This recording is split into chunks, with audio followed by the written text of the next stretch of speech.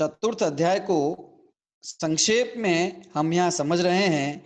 1 से लेकर 18 सूत्र तक की चर्चा हमने पूर्व में की है पिछली कक्षा में। आज हम आगामी सूत्रों की चर्चा करेंगे और इस अध्याय को संक्षेप में समझेंगे। आइए हम चलते हैं आगामी सूत्रों की तरफ। अब तक पिछले सूत्रों में हमने 4 प्रकार के देव, भवनवासी, व्यंतर, ज्योतिष और वैमानिक होते हैं, ये समझा। उसमें भवनवासी, व्यंतर और ज्योतिषी देवों के स्वरूप को समझा। अब हम वैमानिक देवों के स्वरूप को समझते हैं और इन सभी प्रकार के देवों की आयु के विषय में कुछ सूत्र दिए हैं, उनको समझते हैं। आइए हम चलते हैं सूत्र क्रमांक 19 की तरफ।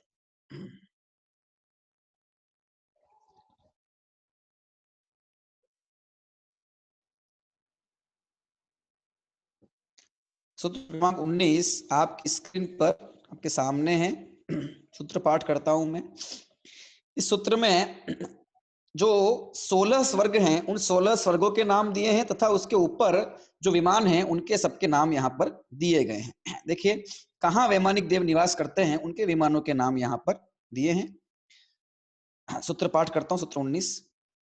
सौधर्म ईशान सानत कुमार माहेंद्र ब्रह्म ब्रह्मोत्तर लांतव कापिष्ठ शुक्र महाशुक्र शतार सहस्रारेश्वानत प्राण तयोरारणाच्युतयोर नवसु ग्रैवेयकेषु विजय वैजयंत जयंता पराजितेषु सर्वार्थ सिद्धौ च।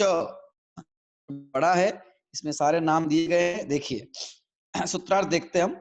सौधर्म ऐशान सानत कुमार माहेंद्र ब्रह्म ब्रह्मोत्तर लांतव कापिष्ठ शुक्र महाशुक्र शतार और सहस्रार तथा आनत प्राणत आरण अच्युत, ये 16 स्वर्गों के नाम हो गए। 9 ग्रैवयक और विजय वैजयंत जयंत अपराजित तथा सर्वार्थ सिद्धि में वे निवास करते हैं। तो यहाँ पर ग्रैवयक के बाद में हमको अनुदिश उसको भी यहाँ पर ग्रहण करना चाहिए। ठीक है, देखिए 16 स्वर्गों के नाम सबसे पहले दिए हैं और इनका युगल है। सौधर्म ऐशान 2 का एक युगल, सानत कुमार महेंद्र 2 का एक युगल। एक युगल का मतलब ये है कि ये दोनों एक ही लेवल पर, एक ही स्तर पर स्थित हैं। बस इतना है कि जिन जिन जो जो पहले पहले नाम है, सौधर्म ऐशान में सौधर्म पहला है, सानत कुमार महेंद्र में सानत कुमार पहला है, तो ये दक्षिण दिशा में है, पीछे वाले उत्तर दिशा के अंदर बने हुए हैं।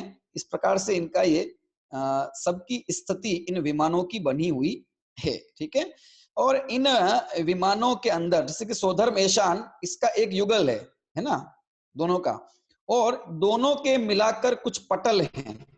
ठीक है ना, तो उन पटलों में है ना, पटल जैसे हमने नरक के देखे थे है ना, उसी प्रकार से इनके आकाश के वे हिस्सा है जहां पर ये इनके विमान बने हैं। विमान भी कैसे बने हैं, एक मध्य में इंद्रक विमान है हर एक पटल में, और उसकी 4 दिशाओं में श्रेणीबद्ध विमान बने हुए हैं, और उनके बीच में फिर प्रकीर्णक विमान बने हुए हैं, जिसमें ये वैमानिक देव एक एक विमान में असंख्यात असंख्यात वैमानिक देव रहते हैं।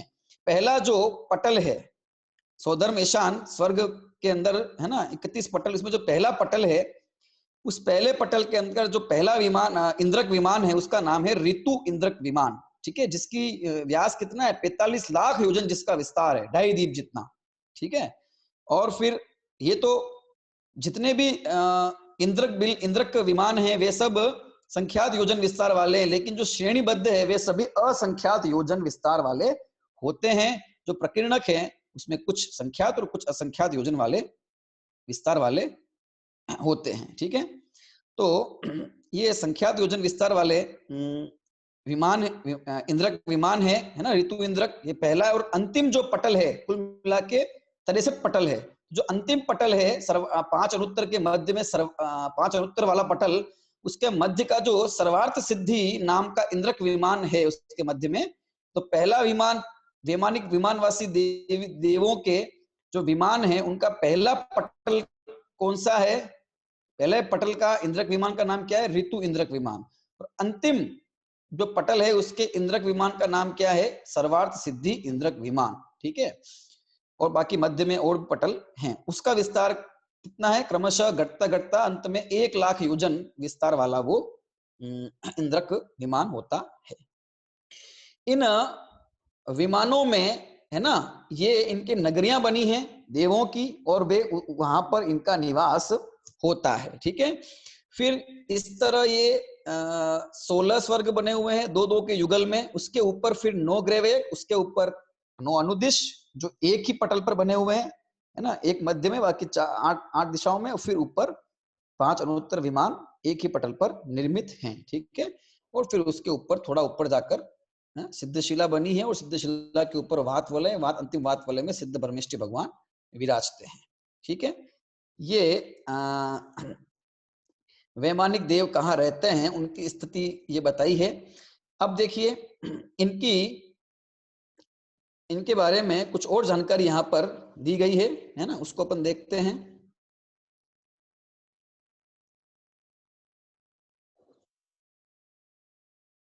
बीस नंबर के, हाँ, जैसे जैसे ऊपर की तरफ जाते हैं वैसे वैसे इन देवों के अंदर, इन देवों की शक्ति, इन देवों की विक्रिया, इन देवों का ज्ञान और कषाय की विशुद्धियां वो सब बढ़ती जाती है। वही सूत्र में बताया है, देखिए क्या है सूत्र क्रमांक 20, स्थिति प्रभाव सुख द्युति लेश्या विशुद्धिन्द्रियावधि विषयतोधिकाः।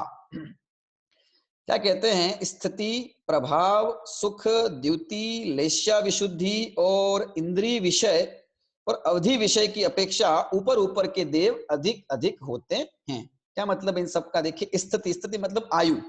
ऊपर ऊपर के देवों की आयु क्रमशः नीचे नीचे के देवों, नीचे नीचे के विमानों के देवों से ज्यादा होती जाती है। उसमें भी नीचे नीचे के सबसे कम आयु नीचे वाले पटल की, ऊपर वाले पटल की में आयु देवों की उससे अधिक, ऐसे ऐसे आयु क्रमशः ऊपर तक बढ़ती जाती है। सबसे नीचे है ना वाले जो स्वधर्म ऐशान कल्प है, वहां पर जो आयु है वो कम से कम एक पल्ले की, साधिक एक पल्ले की आयु है वैमानिक देवों की।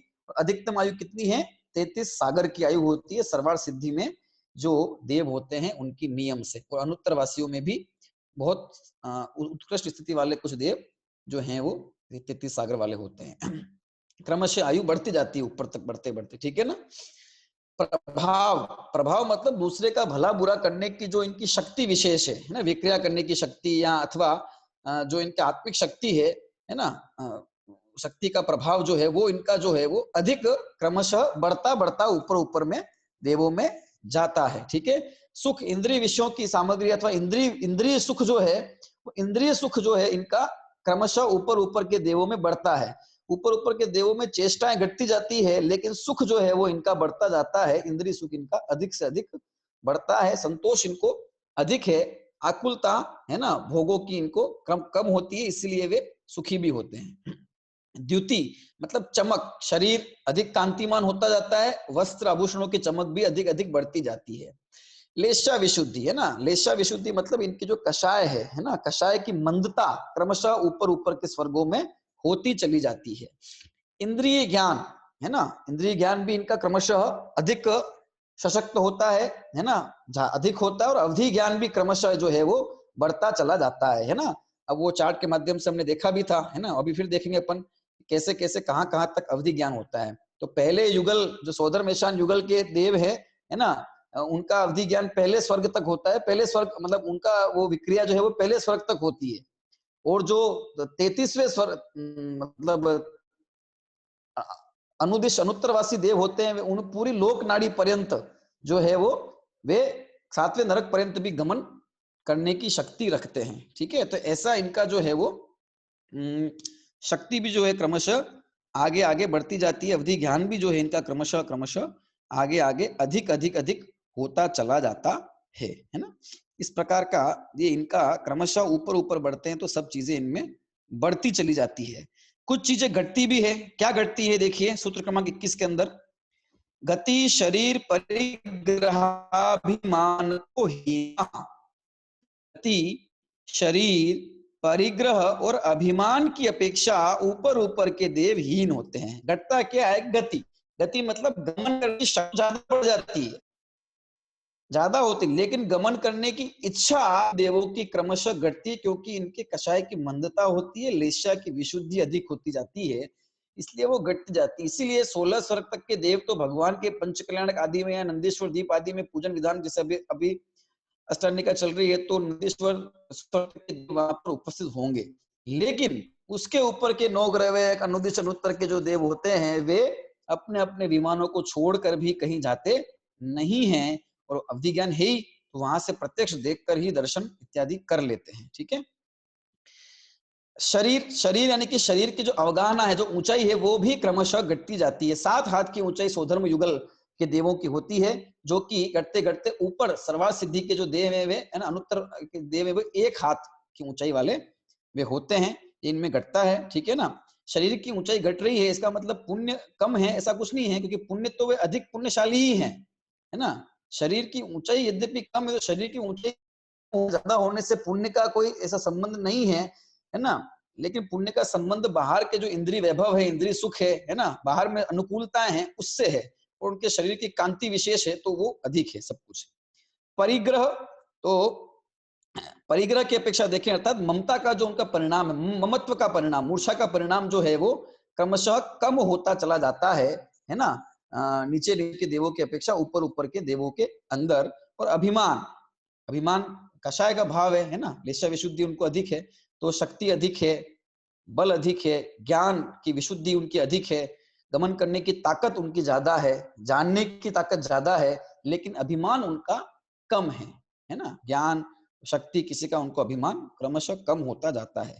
इस तरह ऊपर ऊपर के देव जो है वो क्रमशः शक्ति ज्ञान में अधिक हैं और कषायों में कम होते चले जाते हैं। इस प्रकार की व्यवस्था इन देवों की रहती है ना। और क्या होता है देखिए, सूत्र क्रमांक 22 की तरफ चलते हैं। लेशा की बात जैसे आई कि भाई लेशा, तो लेशा की स्थिति क्या है इन स्वर्गों में, देखते हैं ऊपर ऊपर। पीत पद्म शुक्ल लेशा द्वित्रिशेषेषु, क्या कहते हैं देखिए, 2-3 कल्प युगलों में और शेष में क्रम से पीत पद्म और शुक्ल लेशा वाले देव होते हैं।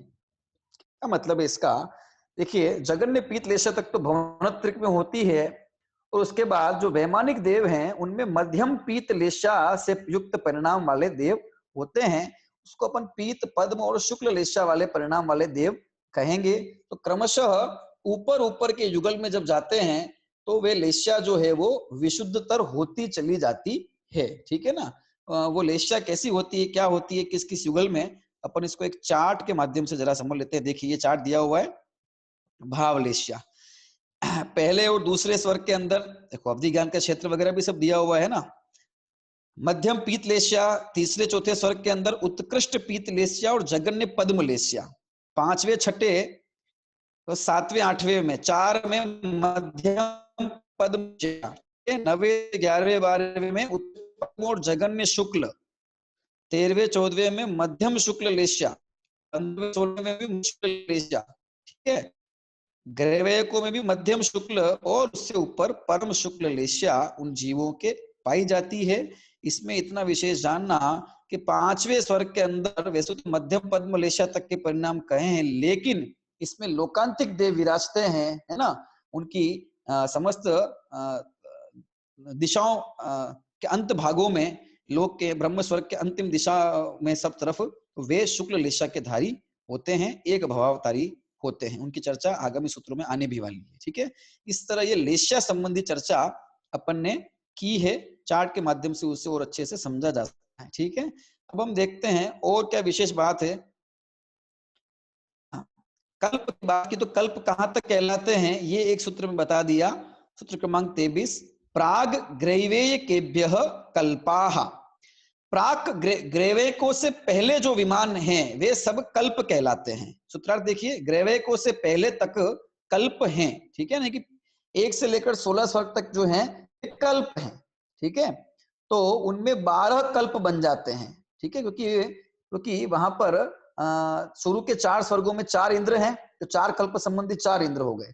फिर बीच के 8 स्वर्गों में मिलाकर 4 इंद्र ही हैं, तो फिर वो दोनों को मिलाकर एक कल्प कहा जाता है। तो 4 कल्प वो हो गए, और फिर बाद के 13 से लेकर 16 तक 4 कल्प हो, ऐसे 12 कल्प हैं, ठीक है, और 16 स्वर्ग हैं। तो कल्प किसे कहा जाता है कि ग्रैवेक से पहले की जो रचना है वे कल्प कही जाती है, ठीक है। देखिए वैमानिक के अंदर हमने पढ़ा था कल्पोपन्ना कल्पातीताश्च करके, तो कल्प क्या है ऐसा प्रश्न खड़ा होता है। तो ग्रैवेक से पहले जो विमान है वे कल्प कहलाते हैं।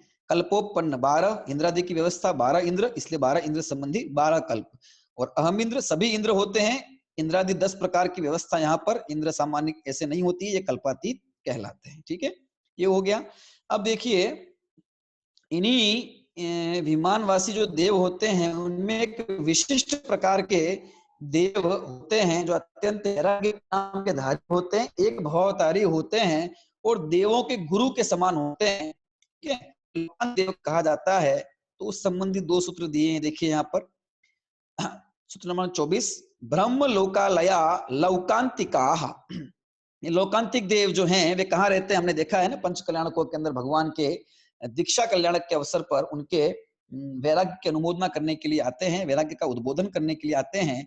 तो ब्रह्मलोक मतलब 5वां स्वर्ग, ब्रह्म ब्रह्मोत्तर 5वां ब्रह्म स्वर्ग, ब्रह्मलोक के अंत भाग में है ना, जो समस्त दिशाएं हैं, सब दिशाओं के अंदर दिशा विदिशा सर्वत्र ही इनके विमान बने हुए हैं, और वहां पर ये लोकांतिक देव रहते हैं। लोकांतिक देवों का ब्रह्मलोक निवास स्थान होता है ना, वहां ये रहते हैं, अंतिम भाग में सर्वत्र रहते हैं, लोकांतिक कहा जाता है क्योंकि ब्रह्मलोक के अंतिम चारों दिशाओं में ये रहते हैं, सभी दिशाओं में रहते हैं। और लोकांतिक इसलिए भी कहते हैं कि जन्म मरण रूप जो लोक है, भव है, उसका इनका अंत आ चुका है, अगले भव में मोक्ष चले जाएंगे, इसलिए भी लोकांतिक कहलाते हैं, ठीक है। लोकांतिक देव कितने प्रकार के हैं, तो लोकांतिक होते हैं 24 प्रकार के हैं, 8 दिशाओं विराजमान रहते हैं। देखिए क्या नाम है इनके, सारस्वतादित्य वन्यरुण गर्दतोय तुषिता व्याबाधा रिष्टाश्च। क्या नाम है, देखिए सारस्वत, आदित्य, वन्नी, अरुण, गर्दतोय, तुषित, अव्याबाध और अरिष्ट, ये लोकांतिक देव हैं। ब्रह्म स्वर्ग के जो कि अंतिम दिशा में के देवों को शुरू करें, ईशान कोण से हम शुरू करेंगे। सारस्वत देव ईशान कोण में इनके विमान होते हैं, फिर पूर्व में आ जाओ, आदित्य के पूर्व में है ना, फिर ईशान आग्नेय वन्नी देवों के आग्नेय कोण में, दक्षिण दिशा में अरुण प्रकार के देवों के, मध्य में गर्दतोय के, पश्चिम में तुषित के, वायव्य में अव्याबाध प्रकार के लोकांतिक देवों के, और उत्तर दिशा में अरिष्ट प्रकार के लोकांतिक देव के विमान वहां होते हैं। और अपने अपने विमानों, सभी विमान समान आकार के होते हैं, वहां ये रहते हैं। ये 8 तो है ही, इसके अलावा सारस्वत और आदित्य, इन दोनों के बीच में 2 प्रकार के लोकांतिक देवों के विमान और है। इसी तरह आदित्य और वन्नी, इनके बीच में भी 2 प्रकार के वैमानिक देवों के विमान, लोकांतिक देवों के विमान और हैं। ऐसे ऐसे करके सर्वत्र यहाँ पर सब दिशाओं में है, ऐसे कुल मिला के 24 प्रकार के ये लोकांतिक देव होते हैं, है ना। सभी आयु में एक जैसे होते हैं, है ना, सभी एक भवावतारी होते हैं, सभी के विमान भी एक जैसे होते हैं, ठीक है। और इसमें 8 सागर की आयु वाले सारे होते हैं, बस अरिष्ट देव होते हैं वाले होते हैं, सभी शुक्ल लेशा के नाम के धारी होते हैं। देखिए लोकांतिक देव संबंधी चार्ट देख लीजिए, 5 ब्रह्म सर्ग के अंत में रहते हैं, 8 दिशाओं में रहते हैं, है ना। नाम की सार्थकता अपने देख भेद, इस भेद हो गए। कुल संख्या सबकी जो है वो कितनी है, 4,07,820।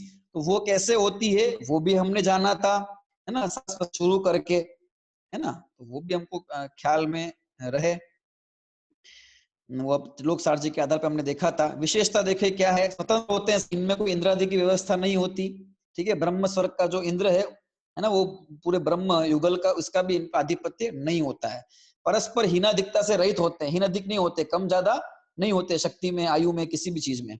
ब्रह्मचारी होते हैं, देविया वहां नहीं होती है। 14 पूर्व के पाठी ज्ञानी होते हैं, इसलिए इनको देवर्षि, देवों के ऋषि के समान होते हैं। सभी इंद्र आदि भी इनकी जो है वो सम्मान करते हैं, सम्यक दृष्टि होते हैं, सारे संसार से विरक्त होते हैं, तीर्थंकरों के तप कल्याणक में उनकी वैराग्य की अनुमोदना करने के लिए आते हैं और देवर्षि ये कहे जाते हैं। इस प्रकार से ऐसे ये लोकांतिक देव कुछ विशिष्ट होते हैं, इसलिए इनका अलग से वर्णन इन सूत्रों के माध्यम से किया गया है। आगे आइए देखिए,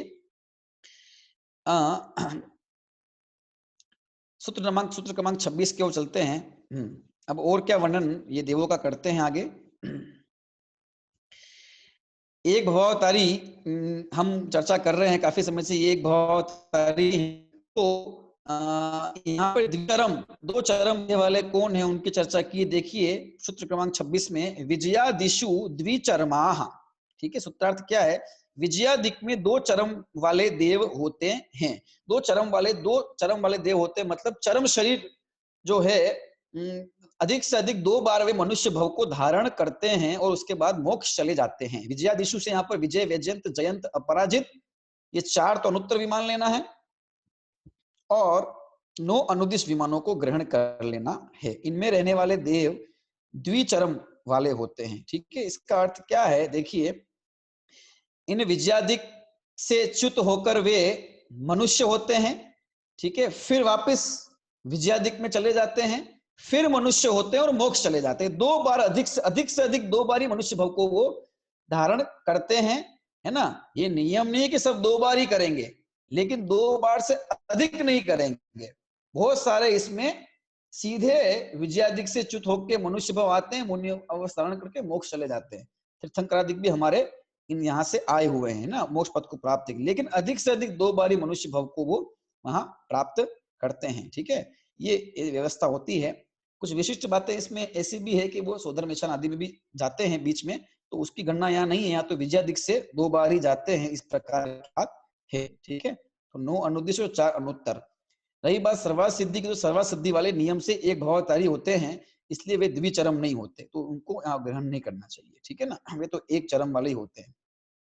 एक भवावतारी कौन कौन होते हैं, देखिए सर्वार्थ सिद्धि के सारे देव, लोकांतिक देव, सर्व दक्षिणेंद्र, सौधर्म आदि जितने भी दक्षिणेंद्र है सारे के सारे, दक्षिण दिशा वाले उसके इंद्र जो हैं वो, सौधर्म इंद्र की जितनी सच्ची इंद्राणियां होती है वे सारी, और सौधर्म इंद्र के जो लोकपाल होते हैं 4, है ना, यम, सोम, यम, वरुण, कुबेर, ये चारों ही ये सब एक भवावतारी नियम से होते हैं। बाकी भी कई देव जो होते हैं अगले भव में मोक्ष चले जाते हैं, पर ये तो नियम से जाते ही जाते हैं, ऐसी व्यवस्था होती है। जीव कौन कौन से हैं ये बता दी, मतलब देवनारकियों की चर्चा कर ली थी, मनुष्यों के बारे में बता दिया था, तो प्रियंच कौन है ये बताना चाहते हैं। तो देखिए, औपादिक मनुष्येभ्यः शेषास्तिर्यग योनयः, क्या कहते हैं, उपपाद जन्म वाले जो औपादिक हैं देवनारकी, और मनुष्येभ्य, और जो मनुष्य हैं उनको छोड़कर, उनके सिवा शेष क्या है, सब तिर्यक योनि वाले हैं, अर्थात सारे बाकी तिर्यंच हैं। क्योंकि यहाँ पे चर्चा तिर्यंचों की इसलिए क्योंकि तिर्यंच जो है वो सर्वत्र ही लोक में रहते हैं, और 3 लोक की चर्चा कर ली गई है, इसलिए यहाँ अंत में इनकी चर्चा की गई है, और उससे पहले यथा स्थान देवनारकियों की चर्चा की और मनुष्यों की चर्चा की है। ठीक है, तो ये तिर्यंचों की परिभाषा आ गई। हम तिर्यंचों की परिभाषा एक प्रकार से क्या है कि ये भी है कि औपादिक मनुष्येभ्य शेषास्तिर्यग योनयः, है ना, जो शेष है वो तिर्यंच है। ठीक है ना, जो उपाजन वाले भी नहीं है और मनुष्य भी नहीं है, वो सब तिर्यंच है, एक इंद्रिय से पंचेंद्रिय तक। ठीक है, अब इसके बाद सूत्र क्रमांक 28 लेकर सूत्र क्रमांक 42 तक इन देवों, चारों ही प्रकार के देवों की आयु संबंधी चर्चा यहाँ पर की गई है। देखिए सूत्र क्रमांक 28 क्या कहा है, स्थितिर सुर नाग सुपर्ण द्वीप शेषाणाम सागरोपम त्रिपल्योपमार्धहीन मिताः। भवनवासी देवों की आयु के संदर्भ में सूत्र है। स्थिति मतलब स्थिति, असुर कुमार, नाग कुमार, सुपर्ण कुमार, द्वीप कुमार और शेष भवनवासियों की उत्कृष्ट स्थिति क्रम से 1 सागरोपम, 3 सागरोपम, असुर कुमार की 1 सागरोपम, नाग कुमार की 3 पल्योपम, सुपर्ण कुमार की 2.5 पल्योपम, द्वीप कुमार की 2 पल्योपम और शेष भवनवासियों की जो उत्कृष्ट स्थिति है वो 1.5 पल्योपम की होती है। अभी पहले कुछ सूत्रों में उत्कृष्ट स्थिति की बात करेंगे, फिर बाद में, है ना, जगन्य स्थिति की चर्चा की जाएगी। वैसे भवनवासी और व्यंतरवासियों की जो जगन्य स्थिति है वो सभी की 10,000 वर्ष की होती है। तो उत्कृष्ट स्थिति क्रम से अलग अलग प्रकार के भवनवासियों की इस सूत्र के माध्यम से हमने देखी है, जानी है। ठीक है, बात करते हैं आगे अपन जो देव हैं उनकी सूत्र क्रमांक 29 के माध्यम से।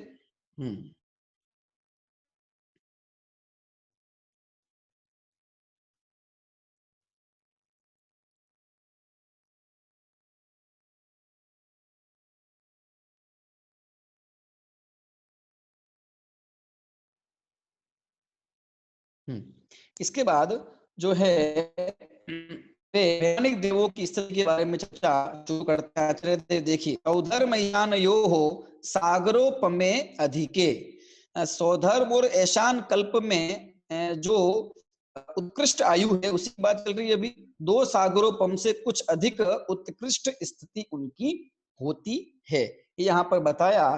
तो सौधर्म और ऐशान कल्प के अंदर उत्कृष्ट स्थिति कितनी होती है? 2 सागर से कुछ अधिक। तो कुछ अधिक का मतलब हमने जाना था, यहाँ अधिक का मतलब क्या है? यहाँ अधिक का मतलब जो गातायुष्क है, सम्यक दृष्टि है और गातायुष्क है, ऊपर के आयु बांध के आए थे और नीचे उत्पन्न हुए हैं। तो ऐसे जो संयम आदि का घात करके, तो ऐसे जो सम्यक दृष्टि हैं उनकी जो आयु है वो आधा सागर और अधिक, अंतर मुहूर्त कम आधा सागर और अधिक भी होती है। तो वो अगर इनमें है तो वो लगभग 2.5 सागर की उत्कृष्ट स्थिति वाले होते हैं। बाकी सामान्य स्थिति 2 सागर की, और जो मिथ्या दृष्टि गातायुष्क है उनके लिए जो है वो पल्य कुछ वो स्थिति कही है ना, दो 2 सागरोपम में जोड़ देनी चाहिए। ठीक है, इस प्रकार से ये इनकी स्थिति बन जाती है ना। बाकी आगे क्या है तो आगे बताने के लिए सानत कुमार माहेंद्र यो हो सप्त। देखिए, सानत कुमार और माहेंद्र कल्प में 7 सागरोपम से कुछ अधिक। तो कुछ अधिक लेते जाए, कहां तक चलेगा कि 12वें स्वर्ग तक ये चलेगा। ठीक है ना, उसके ऊपर फिर घातायुष्क जो होते हैं वो होते नहीं, उत्पन्न नहीं होते। सानत कुमार और माहेंद्र कल्प में 7 सागरोपम से कुछ अधिक उत्कृष्ट स्थिति होती है।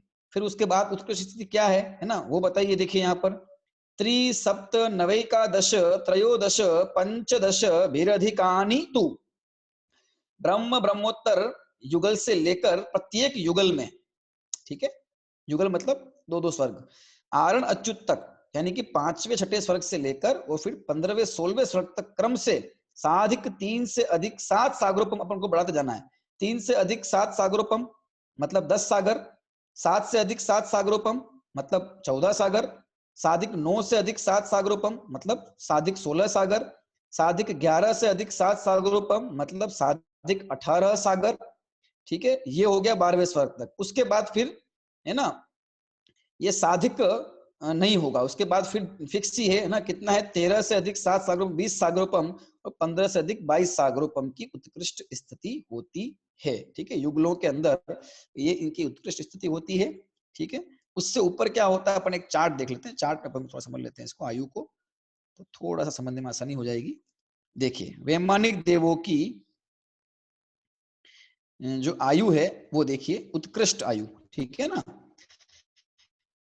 में 2 सागर कुछ अधिक, ठीक, तीसरे चौथे में 7 सागर, 5-6 में 10 सागर, 7वें 8वें में 14 सागर, 9वें 10वें में 16 सागर, 11वें 12वें में 18 सागर, कुछ अधिक हमको ग्रहण करना है। इसके बाद 13-14 में 20 सागरोपम, 15-16 में 22 सागरोपम की जो है इनकी आयु होती है। ठीक है, जगन्य आयु जो है वो कुछ अधिक पल्य की जगन्य आयु है, उस संबंधी सूत्र भी आगे आएगा। ठीक है, तो वैमानिक देवों की जो जगन्य आयु है वो सौधर्म ईशान कल्प में होती है, और उसमें कितनी होती है, कुछ अधिक एक पल्योपम, ये इनकी जगन्य आयु होती है।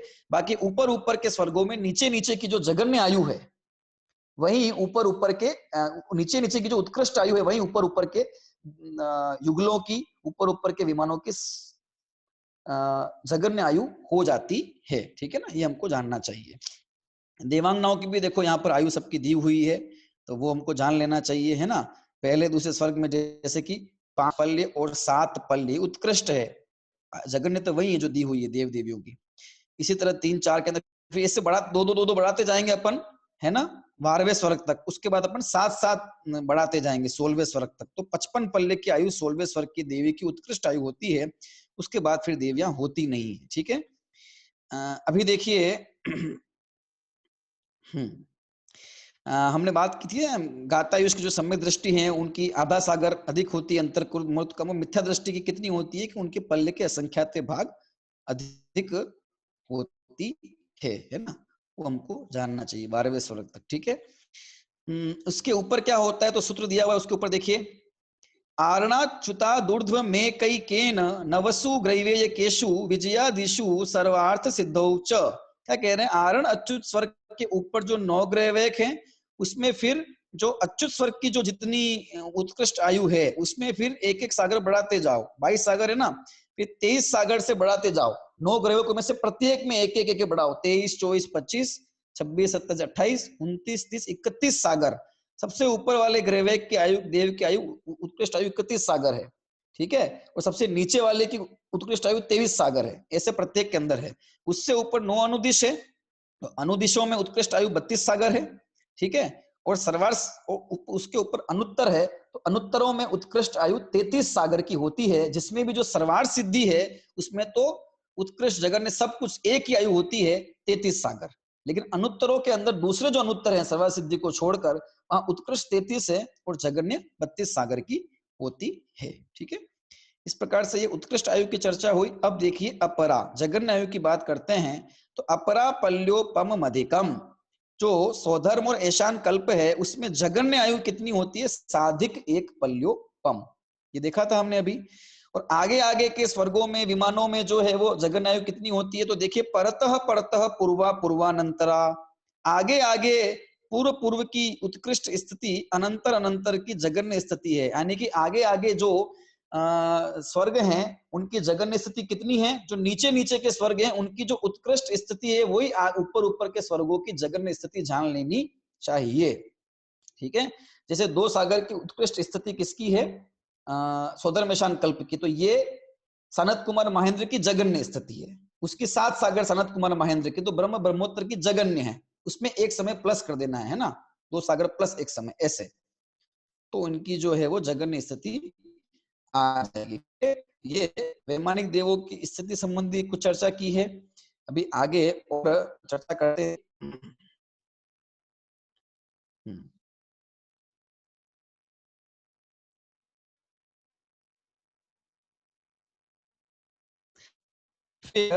नारक की चर्चा कुछ यहाँ पर की, नारकियों की जगन्य स्थिति की चर्चा नहीं आई थी, तो वो वर्णन देखो यहाँ देते हैं। नारका नाम च द्वितीय दिशु, क्या कहते हैं कि दूसरी आदि भूमियों में नारकों की पूर्व पूर्व की उत्कृष्ट स्थिति ही अनंतर अनंतर की जगन्य स्थिति है। जैसे नरक में व्यवस्था कैसी होती है वैसे यहाँ पर स्वर्ग में भी है।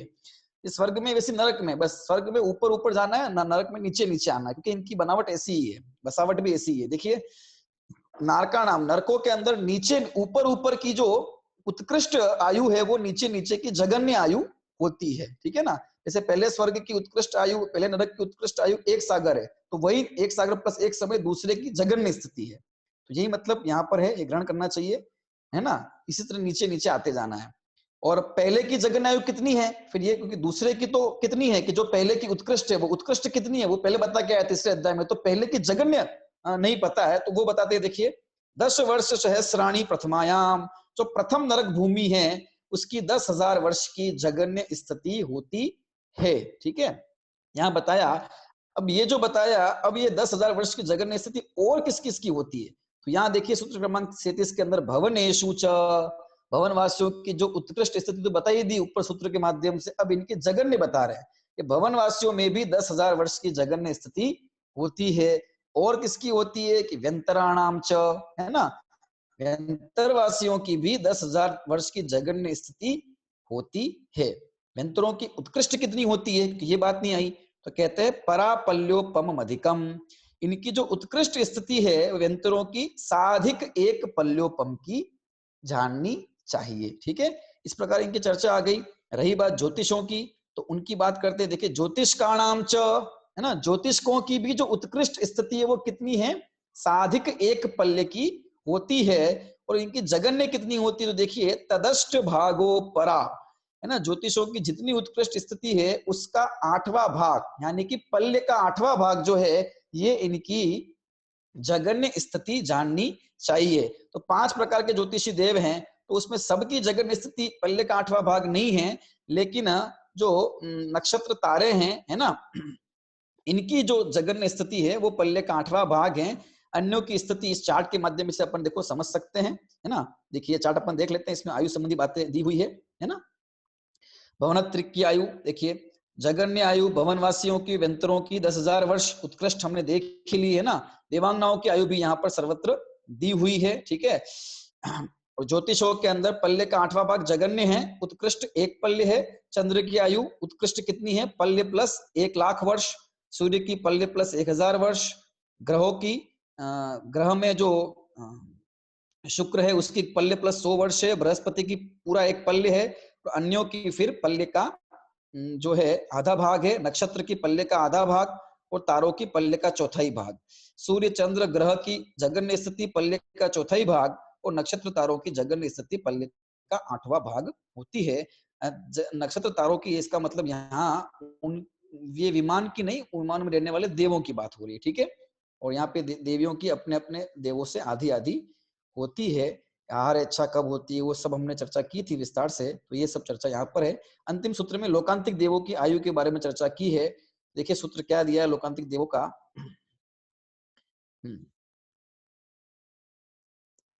सूत्र क्रमांक 42 देखिए, लोकांतिका नाम अष्टौ सागरोपमाणी सर्वेशम सर्वेशम, सारे ही लोकांतिक देवों की जो स्थिति है वो 8 सागरोपम की होती है। यहाँ विशेष इतना है कि अरिष्ट देवों की स्थिति जो है वो 9 सागर की होती है। यहाँ पे जगन्य उत्कृष्ट नहीं होती, एक ही स्थिति होती है सबकी एक समान, ठीक है ना। और इनकी जो 5 हाथ की इनकी काया होती है, ठीक है। इस प्रकार से ये वर्णन हमने सूत्रों के माध्यम से सामान्य देखा है, बाकी विस्तार से चर्चा अपन ने की ही थी, है ना। सभी जो स्वर्ग हैं उन संबंधी चर्चा, वैमानिक देवों के और देवों संबंधी भी चर्चा अपन ने विस्तार से की थी। वो चर्चा यहाँ पर पूर्णता को प्राप्त होती है। कुछ गति आगति संबंधी भी चर्चा है, तो वो चर्चा हम इन चार्ट के माध्यम से देख के समझ सकते हैं कि कौन सा देव जो है वो कहाँ कहाँ तक गमन, कौन जीव कहाँ तक गमन करता है, देव मरकर कहाँ कहाँ कहाँ उत्पन्न होते हैं, वो आप चार्ट के माध्यम से उसको समझ सकते हैं, ठीक है। तो अभी की जो चर्चा है उसको यहीं पर देखिए, चार्ट दिए हुए, तिर्यंच किस वर्ग में उत्पन्न होता है, इसी तरह मनुष्य कहाँ तक उत्पन्न होता है और कौन देव मरकर कहाँ उत्पन्न होता है, चर्चा अपन